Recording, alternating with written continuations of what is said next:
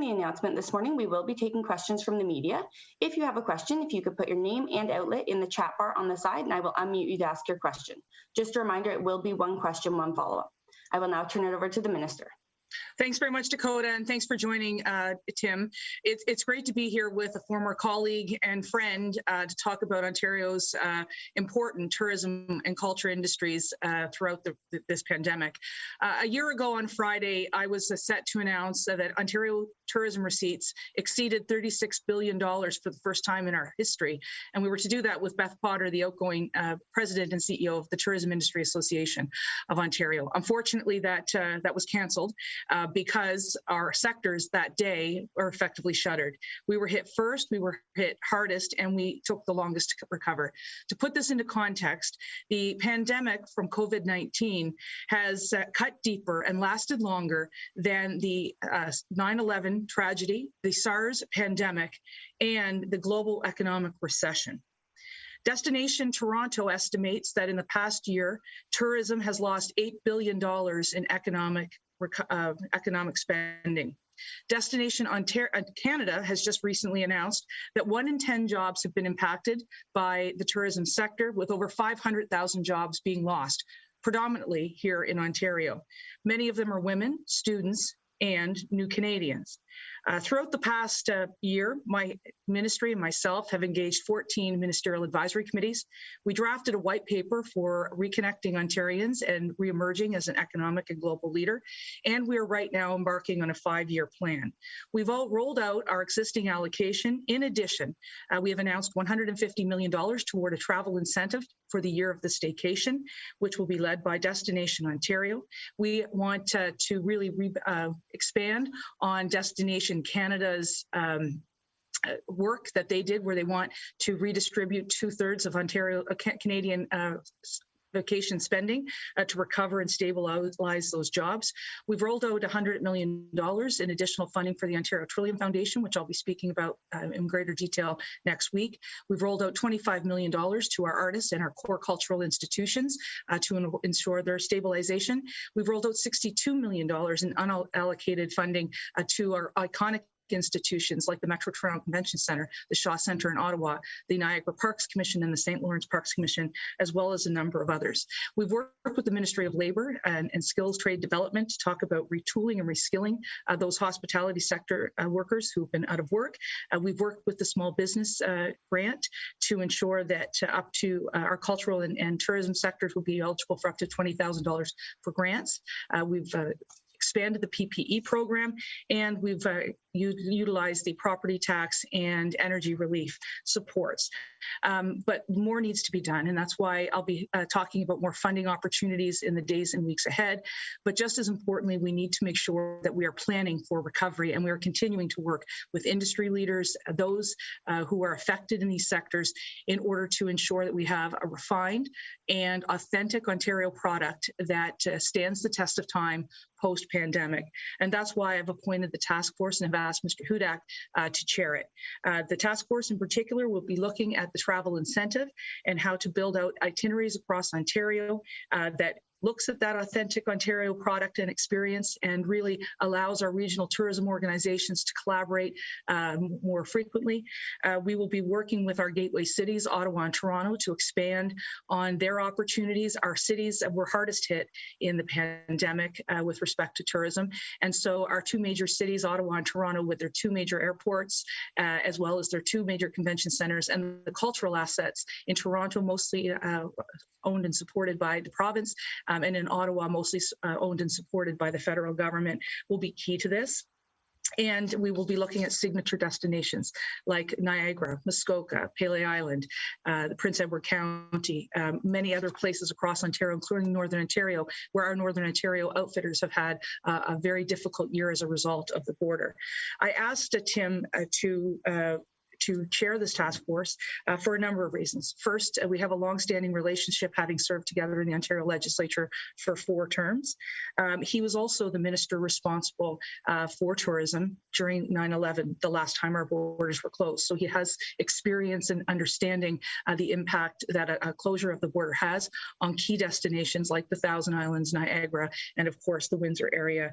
He also represented, just like I do, a tourism region in Niagara Falls, and of course myself in the city of Ottawa, where in his community, a city of 90,000 people, 40,000 of them lost their jobs during this pandemic in the hospitality sector. In my city of Ottawa, we are the 3rd largest economy outside of government and high tech, and so it's really important. But I think the biggest reason that Tim is suited to deal with this task force over the next 6 to 8 weeks is because he has been consistently by my side over the past year, moderating over 14 telephone town halls with thousands of stakeholders from every sector across each part of this province. And they trust him, as I do, to ensure that this work is being done. He'll be guided and supported by members of Destination Ontario, as well as our staff from Destination Ontario and with the Ministry's Tourism Division. And he'll be looking at building out many of these different subcommittees that will focus and tackle on some of the key issues that we've identified. So with that, I'd like to invite Mr. Hudak to say a few words, talk about the work the task force is doing, and then we'll be happy to take questions. Tim, over to you. Well, thank you very much, Minister. A tremendous honor. And I want to thank you very much for putting your trust in me to lead this tourism recovery task force and the very impressive panel you put together of dedicated tourism leaders, experienced entrepreneurs, and those very skilled at marketing. The task ahead of us can be a daunting task, but it's also very exciting and motivating. As the minister indicated, the tourism, hospitality, cultural, sports sectors were first hit hardest and face an incredible challenge in the time ahead. But here's what we have to offer. We have an incredible beauty, heritage, culture, world-leading attractions in our province, let alone the women and men who make them successful to our advantage. We have a talented task force that is very much motivated by this cause. And to credit the minister herself and the Ford government, she's gone to bat for the sector and has brought forward significant funds to reinvest, to help create jobs, put people back on payroll, and get people moving again when it's safe. As the minister indicated, as a former Minister of Tourism, Culture, Recreation during 9/11, when cross-border travel came to a screeching halt. I was there at the cabinet table during SARS, and now the COVID-19 crisis, and even greater challenge for the province. And I'm honored to serve to help turn this around. What's also motivating is, just like a lot of dads out there, I can't wait to go out there with our daughters, Miller and Maitland, my wife, Debbie, and get out and see what Ontario has to offer again when it's safe to do so. There's so many of us that have been cooped at home for so long that are tremendously motivated to create brand new, treasured family memories in the time ahead, to discover parts of the province we haven't seen before, and rediscover and create new memories. So, Minister, thanks for your faith in me. I'm looking forward to the task ahead. Thanks very much, Tim. Thank you very much, everyone. So just a reminder, if you do have a question, we ask that you put your name and outlet in the chat bar on the side, and I will unmute you to ask your question. Minister, your first question comes from Catherine at Radio Canada. Catherine, I have unmuted you. You should be able to accept on your end. There you go. Thank you. Thanks, Minister, for taking my question. So you're talking about a long-term recovery plan, but this summer is really coming now. It feels like it this morning anyway. And a lot of places are hiring for the upcoming season. What are you telling the businesses and attractions across Ontario? How should they prepare for this season? Should they act like there will be a touristic season, or should they be careful in terms of what they invest in their staff and training for the upcoming months? That's a great question. Obviously, it is going to take us 5 years to recover to where we were in 2019. That said, I've been very clear throughout this entire pandemic. Health and safety comes first, and we want to make sure that we only travel when we are allowed to and we're safe to do so. We are not in that situation yet. We're still navigating through the second wave. Having said that, the ministry continues to work with the Chief Medical Officer of Health, as well as the Ministry of Health, on reopening plans for organizations organizations and entities. We still are looking, at the framework and, in different parts of Ontario. They're in different parts of the framework. City of Toronto is still in grey lockdown. Ottawa is in orange. So we continue to monitor that, and the variants of concern continue to, keep us monitoring the situation. That said, in terms of public policy, the $150 million travel incentive, when it's safe to do so, we will be prepared, working with the sectors and industry, as well as taking leadership through our agency Destination Ontario, be prepared to roll out marketing campaigns as well as itineraries to encourage people to do what we did last summer, which was hyper-local marketing and encouraging people to really reconnect when it's safe to do so in their own communities. And again, we recognize this is going to be a lengthy period of recovery, and we continue to monitor public health advice. But the planning and the funding is going to go hand in hand as we come out of this together. So my message to anybody in any of the sectors is to continue to monitor your local public health unit, continue to work with your local medical officer of health and your municipality in order to understand what the rules are of engagement for whether it's playing sports or engaging in other recreation or visiting a museum, and we will continue to work with the Ministry of Health on reopening plans for those who are what I would call beyond the framework, so your amusement parks and your theme parks. Catherine, do you have a follow-up? Absolutely. For a lot of those places, though, learning on the Friday that they can reopen on a Monday won't be something that they can do. Hiring processes I talked about at the beginning is something that is a great concern for a lot of businesses. And yes, you just said theme park and probably water park as well that are quite at the end of that list. I know you don't have a crystal ball, but how do you expect the framework to be acting this summer, and how do you expect them to be able to use those workers that they're hiring right now? So the optimist in me is looking at many more people being vaccinated and looking at last summer where we were able to, and I was able to safely travel across the province for 11 weeks, and we did have a reprieve from COVID-19. So the optimist in me says that we should have a better summer than last. However, again, I don't have that crystal ball. We continue to monitor, the COVID-19 numbers, the ICU units, the hospital capacity, that sort of thing. My ministry works hand in glove with the Ministry of Health.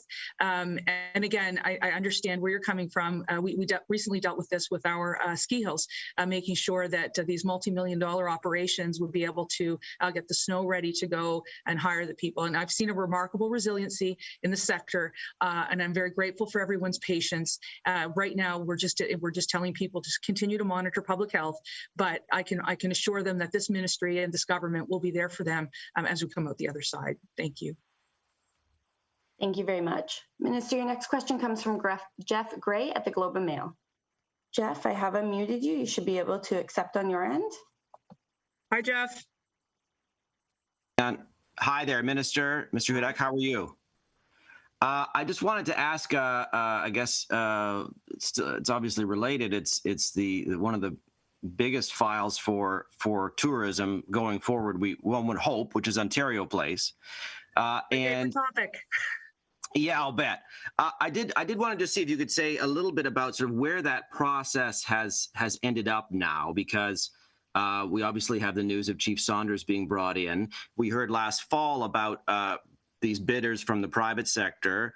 Similar process that the previous government actually had. Where are we? Are those bidders still involved? Will Chief Saunders be negotiating with one or more of them and the city and others to try and figure out how to a vision for the space? Is that where we're at? So I'll be making an announcement on Ontario Place in April, and it is Ontario Place's 50th anniversary from when Bill Davis, our former premier, opened it. So it will be key in my white paper and in my 5-year plan to our economic recovery. It's our first point because the site really will represent all Ontarians, and we're excited about that process. Infrastructure Ontario is, with my ministry, is leading the negotiations with the proponents, and those will be announced in short order. We have made the commitment that the ecological features, the nature trail, the William G. Davis Trail, will be retained, as will the historic elements that are so important to people. For example, the pods and the Cinesphere. We've also ruled out a casino and housing on the site. So what we really are looking at is making it a year-round destination that welcomes people from all walks of life, from all over the world when it's safe to do so, and really reflects each and every Ontarian. Chief Saunders, who I've had the pleasure of getting to know over the last couple of years, has agreed to come on as my special advisor to both myself and to the Premier in order to help us navigate two areas in particular. One is our work with the City of Toronto. He understands the processes there as the former chief. He is also, of course, well known to many of the personalities there. And so that, I think, will be a great value to me as we move to the redevelopment of the site, but also our broader economic recovery of the province, particularly in the tourism and culture sectors. And he'll also be working with our Indigenous partners and providing advice to the Premier and myself on that. So very excited to have that opportunity to work with Mark Saunders, as well as to be able to work with Tim Hudak. I can tell you in the past year, I've had the opportunity to reach out to so many people with great expertise to help guide this ministry through, whether that is former Minister Hudak, former Premier Dalton McGuinty, former Senator Bob Runciman, and of course now the former police chief. The one thing I've seen that's been so remarkable in the past year is everyone has sort of put down whatever their partisan stripes have been for the common good, and so I think that that's something that's going to help us with Ontario Place. I hope that clarifies things. I'm happy to take a supplemental. Thanks. Yeah, just to follow up on that, I think there was some head scratching about the Saunders appointment, and no disrespect to the former police chief, of course. When the Liberals ran into trouble with Ontario Place with their bid process, they brought in a former chief planner for the City of Toronto, someone with experience in sort of land development, that kind of thing. I think a lot of people would say a police chief would be a good person to have there if you had security issues or anti-terrorism concerns or something like that. Can you talk a little bit more about why a former police chief would be brought in to do what is essentially negotiate some sort of real estate development?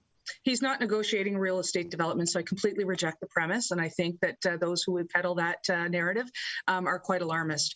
The special advisor had been posted for well over a year. It was one of the things I identified as soon as I became minister, recognizing how important this would be as a redevelopment. As I mentioned, he has been selected for two very important reasons. One is his ability to navigate City Hall as a former police chief. He has incredible organizational skills. I am from the City of Ottawa. I don't know the personalities. And I also, have a very big job in terms of economic recovery and, of course, the redevelopment of Ontario Place being key to it. So having somebody who has sat in front of City Council, understands their processes, understands their personalities is absolutely key. The second thing, and this is really important to me, and I've been saying this for over a year and a half, this ministry, this province, we are the world in one province, and this ministry must contribute to an economic and social bottom line. And that social bottom line includes people of diversity. And Mark Saunders also has those incredible connections. In fact, it's through many of the cultural events in the City of Toronto that I've attended as minister where I got to know him. And so those are the two key things. So this is not about planning and land development. We have Infrastructure Ontario for that. We will have proponents for that. What this is a very organizationally function role that deals with the City of Toronto processes. Thank you very much. Minister, your next question comes from Randy at 93.1 The Border. Randy doesn't have a mic, so I'm just going to read it out for you. Hey, Randy. Minister, how do you see Northern and Northwestern Ontario playing a role in the tourism recovery? Excellent question. I had the opportunity to spend a week in the north with David McLaughlin last summer and got to see some of the incredible, authentic experiences, both with our Indigenous communities, but also with some of the natural beauty. Obviously, the ministry has the Ontario Science North up in Sudbury, but also in different parts of Northern Ontario. So we're going to continue to invest there. I'll have more to say post-budget about how we We want to support the Northern Ontario outfitters, but I can assure you that the authentic experience offered in Northern Ontario is like no other in the world. And so we're actively having conversations to see how we can best support them and ensure that more Ontarians take in the exquisite and authentic tourism experience that they have. But, you know, before I answer a supplemental, I'm going to turn it over to Mr. Hudak, because not only was he the Minister of Tourism, but he also did Northern Development and Mines. And so he may have some thoughts on how we focus on this. And certainly as we look at our subcommittees and we talk about signature destinations, Northern Ontario is one of the key areas. So Tim? Yeah, thanks, Minister. Yeah, I got to declare a conflict of interest. I want to get back to Kenora. I love the Lake of the Woods area. Some of my favorite trips in work or pleasure capacity were areas like Fort Francis and Red Lake. I love to take my girls across Northern Ontario with the Northeast and Northwest. Minister, you need it. Dave McLaughlin's going to be a great member of the task force. We have Aboriginal tourism leadership as well as a voice around the table, and we'll be expanding our reach as well to make sure that the unique aspects faced by Northwestern Ontario, as well as those by the Northeast, are part of our report to the Minister. We want to make sure that this tourism recovery is going to be felt in every part of the province, and we get more Ontarians discovering the beauty and attractions and history of Northern Ontario. I mean, mission accomplished. Thank you very much. Minister Randy did not have a follow-up. Can I just add one thing? Because Tim so Northern Ontario is so magical. And I can say last year was the 100th anniversary of the Group of Seven. And so you can take in some of those amazing trails, in Sault Ste. Marie, some of the most beautiful Indigenous art I found in Thunder Bay. To experience a float plane is a once in a lifetime opportunity for some people. And so really I hope to capture people's imagination over the next year of the staycation of what is possible and where you can find some of the most exquisite things right here at home, where you couldn't find this anywhere else. So I'm very excited and passionate about the opportunities for Northern Ontario, Randy. Thank you very much. Minister, your next question comes from David Haynes at the Queen's Park Briefing. Hey, David, is this about the OHL? David, you have been unmuted. There you are. Yeah, I should ask you to give me I should ask you to give me the next lottery numbers, Minister. Okay. Time on the OHL season is marching on, as you know. Can you describe what your current outlook is, your level of optimism? Will the season happen? I'm feeling great right now. I know that there are still a few outstanding details with the Ministry of Health and the Chief Medical Officer of Health. My team is feeling very confident that we've got the OHL to a place where they would be able to safely play with contact, providing certain conditions. And so asking folks just to wait over the next 2 to 3 weeks. We know that they'll probably also need some financial compensation, so we're looking at what that might be as well. So I'll have more to say on some of the funding for the OHL, but also on when they'll return to play. But I'm optimistic that they will get games in. There will be an additional component to this, however.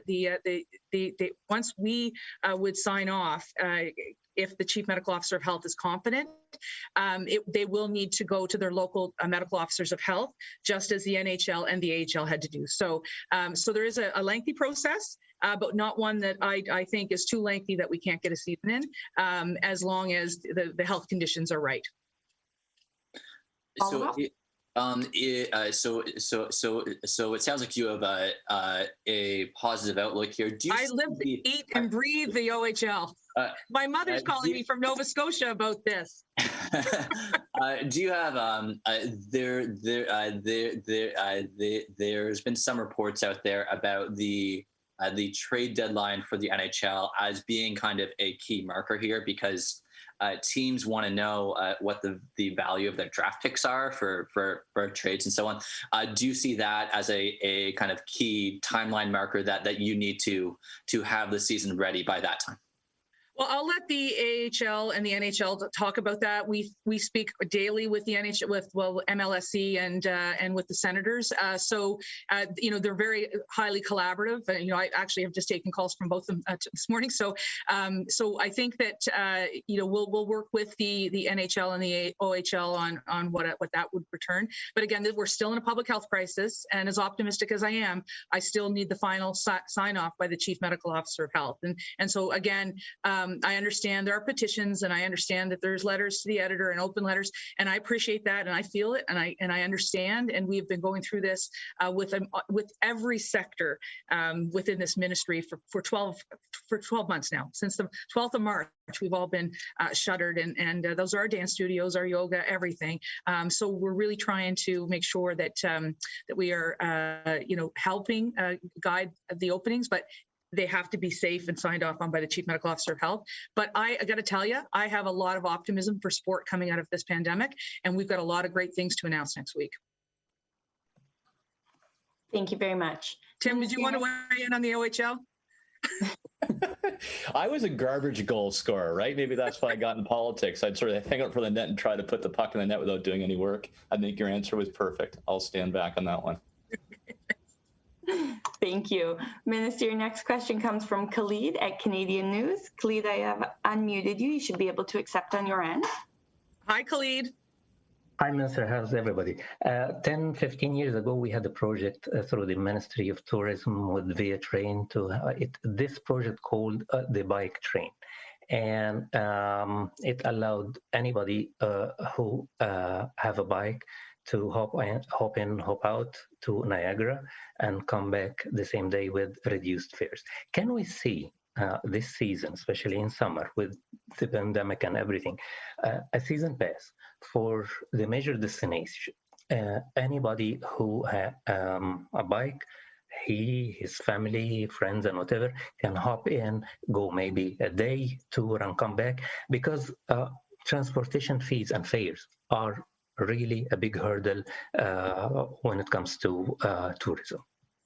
Yeah, thanks very much for that question. That would be more, I think, addressed to my colleague, the Minister of Transportation. I can say her and I have been collaborating a great deal over the past year as it pertains to our transportation links, understanding that it is essential for travel and hospitality. And last summer, we were able to reopen some lines from Toronto to Niagara with Metrolinx. And so those conversations are ongoing. But I would say in order to make travel when it's safe to do so in the year of the staycation affordable, we will be offering that $150 million travel incentive of 20% for a family or an individual. So we're excited about that. And Tim, maybe you want to talk a little bit about the conversations you're having with the team about a built-in itinerary such as this. Yeah, thanks, Mr. And I appreciate the question too. And as a cyclist myself, our trails are getting a little lonely in Niagara, so we look forward to the return of folks, and hopefully, our plan, which we'll bring back to the minister later this spring for the tourism recovery, we'll look at aspects like that of the question. But you're absolutely right, Minister. One of the things we've heard is the importance of building up itineraries, how you can extend stays, how we can join regions, how people can learn about multiple sites when they're traveling across our province that maybe they haven't seen before, or they want to go back and check out again.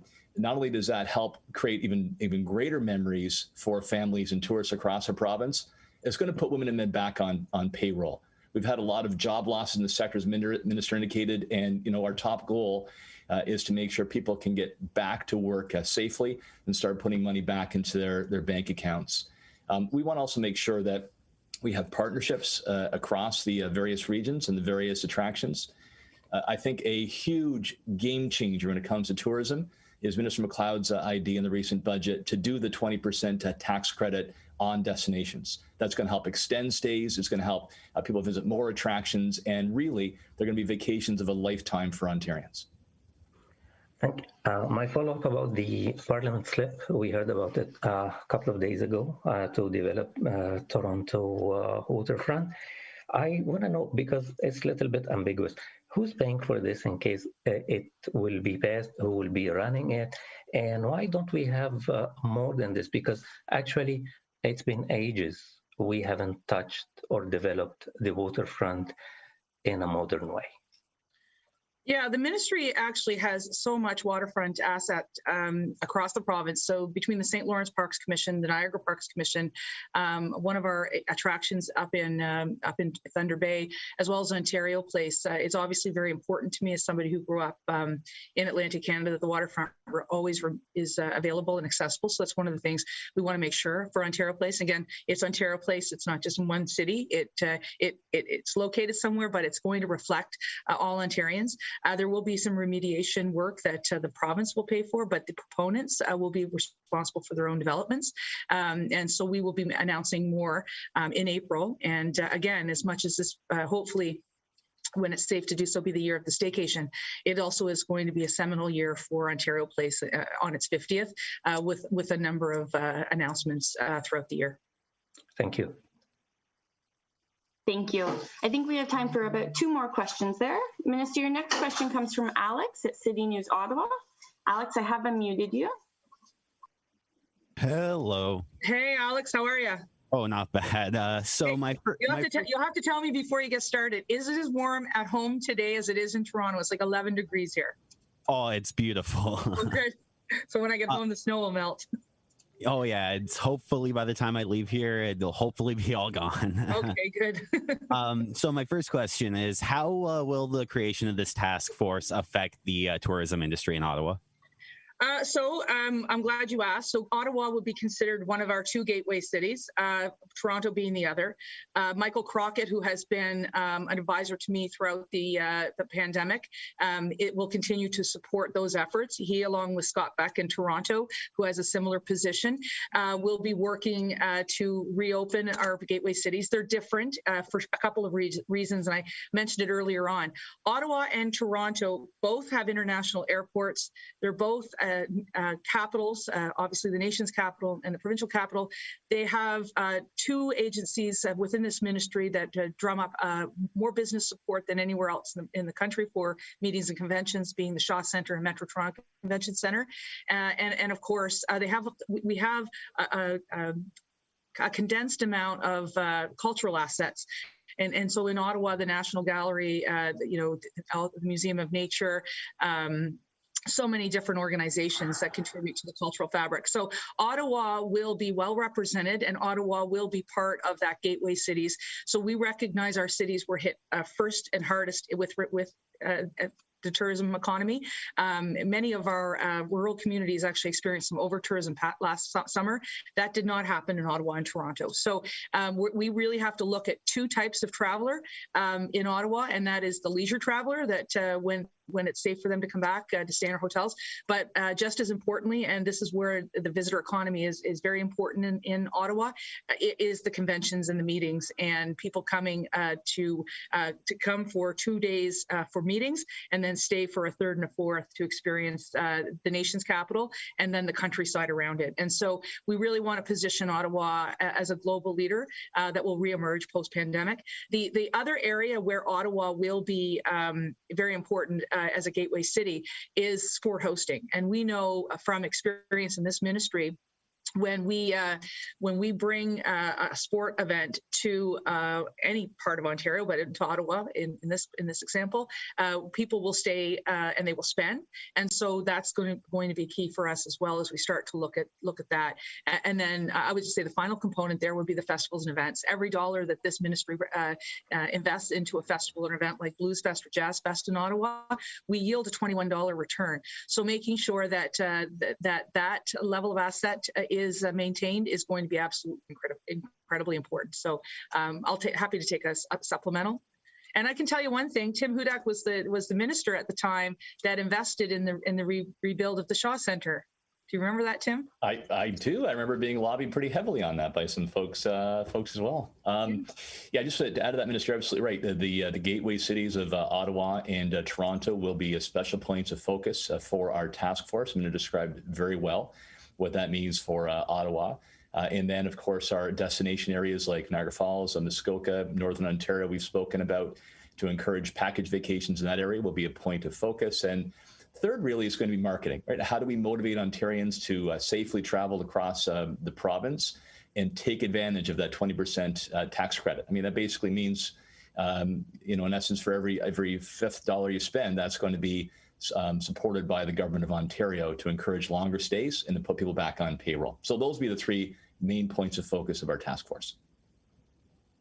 Alex, do you have a follow-up? Yeah. So as you mentioned, Minister MacLeod, as you mentioned briefly about the airports, Ottawa's airport, as you know, has seen a massive drop in routes and travelers at the same time. And they're actually anticipating a deficit for 2021 of around $70 million. So how do you, after seeing excess in revenue pre-pandemic, so how do you think that this overall affects the tourism aspect, not necessarily just the transportation aspect? Yeah, this is why these gateway cities, it's going to be really important because the airline travel is down. Our airline partners, I had 14 ministerial advisory committees. One was with our airports and our airlines. They indicated to me early on in the pandemic that it would take 2024 to 2025 before we start to see airline traffic return. One of the biggest routes that happens out of Ottawa is the direct line between Ottawa and Toronto. And so with Porter Airlines down, that has impacted that as well. And we know, I can tell you from my own experience over the past year, having flown, going into the airport, it is quite.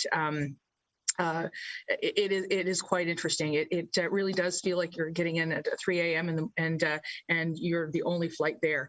But on the positive side, we have strong leadership in our airports. We've been working with them consistently, our airline partners as well. Ottawa, for example, has seen some significant renovations that have made it a world-class airport just over this past year. So they're well positioned there, and we continue to have those conversations. And so I really feel that Michael Crockett will have a great line of sight into that and will be able to advise us on how we can best encourage people, again, when it's safe to do so, to visit our capital and take part in flights through our airport. Thank you so much. Thank you very much. Minister, your last question comes from Lynn at the Ottawa Citizen. Lynn, just before Lynn, I see James from Muskoka, so we want to make sure he gets in too. Not a problem. Okay. Hi, Lynn. Hello, how are you? Good, how are you? I am well, thanks. I'm just curious about the reference to the Shaw Center. Is that something that's going to be included in the scope of the task force, or did you say that there would be some funding coming to it in the future? So I provided additional funding to the Shaw Center just prior to Christmas for stabilization. They are an important asset of this ministry, and I work closely with the board to make sure that we are supporting them. In terms of the Shaw Center, in terms of economic recovery, they will be part of the considerations that our Gateway Cities Subcommittee will look at. The business travel is going to be absolutely critical for our economic recovery, and obviously our social recovery as well. So we want to make sure when it's safe to do so that they're getting bookings, and so that will be part of the task force that we're talking about. I've also had discussions with Destination Ontario, which is another agency within the ministry, to see how we can best leverage international markets when it's, again, safe to do so. Again, I'm not encouraging anyone to go out and start traveling and being a tourist today. The conditions are not right, but when the conditions are right and public health has advised us it's possible for us to do this, I want to make sure that the Shaw Center and the Metro Toronto Convention Center, which is another agency of this ministry, are prepared and ready to welcome back meeting and convention folks. And so we continue to have those conversations, but they will absolutely be critical in the economic recovery of our city. Okay. In the old days, the predecessor to the Shaw Center, the Congress Center, had concerts. Would that be a possibility at the Shaw Center in the future as we come out of this? You know what? I think I'll leave it to the operations folks over there. My CEO, Anina Kressler, is incredible. They are looking at a variety of different things that they would want to bring there. I should be having I do a lot over at the Shaw. So I think that it's got an incredible you know, look, it's one of the most iconic buildings in the city of Ottawa, in my opinion. It's just so beautifully built, and it has so much potential and possibilities, and it's so very large that, you know, I think nothing is out of the realm of possibility. But again, I think that I'll leave that to the team that leads the operations at the Shaw. But I'm certainly happy that, you know, right before Christmas last year, they stepped in to make sure that we could have the Christmas cheer. It's an iconic spot in the city of Ottawa, and so it should have multiple opportunities. Thanks. Thank you. Minister, your last question comes from James at Your TV Muskoka. James, I have unmuted you. You should be able to accept on your end. Hi, James.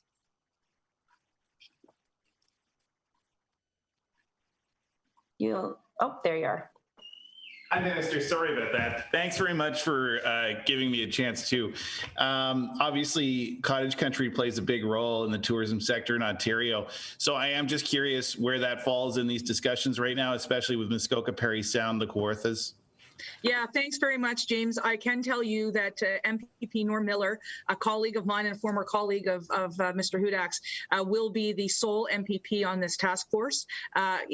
He has been my special advisor on tourism since the beginning of this pandemic and has led a lot of consultations. And so his insight will be absolutely incredibly important. And we also will have those who have experience in the resorts and accommodation sector to be talking about that. But certainly when we look at the three areas where we're focusing on, the travel incentive, the gateway cities, and then the signature destinations, the Muskokas are obviously very much part of that. Fantastic. That's all I had. Thank you very much. Okay, thank you. Perfect. Thank you very much for joining us today, everyone.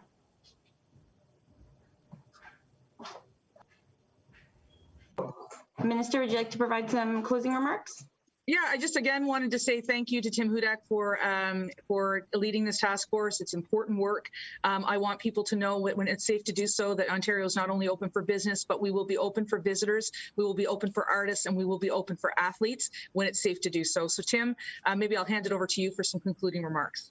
Sure. I'm honored and excited to work with so much talent from the tourism sector and as well from the marketing expertise to help people get moving around the province when it's safe to do so. There's just so much. I'm making my own mental list, Minister, of where I want to get to. I mean, traveling along the North Shores of Lake Erie from Fort Erie to Port Dover. Deb and I had a great trip last summer. We're allowed to do so in Bayfield, a little couples getaway, and the kids stay with the grandparents.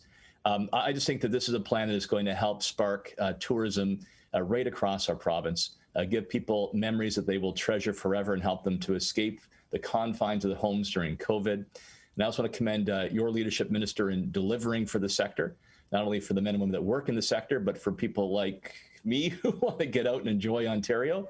And I really thought you led by example last summer and fall when it was safe to get out and about to personally visit sites, listen to advice, and a lot of that now coming through for our plan going forward. So thanks for the honor, and I commend your outstanding work. And thank you. And I'll just leave it on one final note in case people think that the government is spending money on this. It is a voluntary task force, and Mr. Hudak is volunteering his time. And so I appreciate your passion and your commitment to this. That's why I have invested in my set behind me with all the money I'm getting out of this task force. Okay, thanks everyone. Thank you, Tim. You bet. Thank you very much, everyone. Have a great day.